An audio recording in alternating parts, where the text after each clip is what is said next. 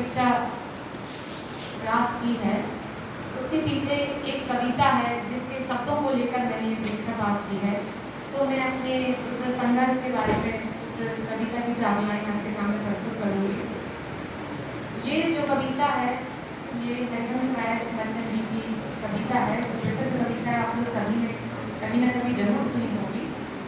और मैं अब जब 12-10 घंटे हम लोग एक साथ रहते थे और 2 परीक्षा की तैयारी करनी थी, तो पात्रता और मेंस की हम लोगों ने तैयारी करी।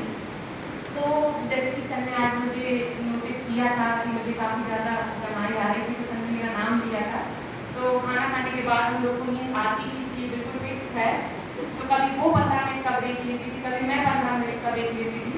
पर सुबह से उठती थी जब मैं 5 बजे या 6 बजे, तो दिन में लगभग 10 से 12 बार मैं इस कविता की एक लाइन तो बोल ही लेती थी, जिससे कि मैं मोटिवेट हूँ और अपने घर से निकलूँ पढ़ने के लिए, है ना। तो उसकी मैं कविता आपके सामने प्रस्तुत कर रही हूँ।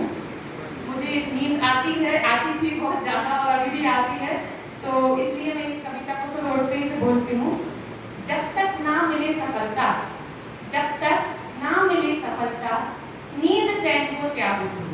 तो जैसे ही मैडम रेस्ट लेती थी और उनकी तेज झपकी लग जाती थी, हम लोग 10 मिनट का रेस्ट देते थे, तो मैं उनके कान में बोलती थी। यहाँ तक कि इसकी वीडियो भी हम लोगों ने बनाई हुई है कि वो घुटनाटे ले रही, मैं उनके कान में बोल रही हूँ कि जब तक ना मिली सफलता, नींद चैन को त्यागो तुम, संघर्ष का मैदान छोड़कर मत भागो तुम, कुछ किए बिना जय जयकार नहीं होती। क्योंकि हम लोग ससुराल वाले हैं, वो भी ससुराल वाले हैं, काफ़ी टाइम हम लोग को हो गया है और हम लोग पढ़ाई कर रहे हैं। तो बहू क्या कर रही है, पढ़ने गई है, बहू क्या कर रही है, पढ़ने गई है, ये हमको शब्द सुनने के लिए मिला करते थे।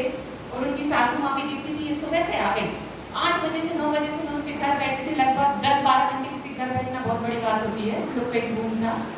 तो मैं उनसे यही कहती थी, कुछ किए बिना जय जयकार नहीं होती, कोशिश करने वालों की कभी हार नहीं होती।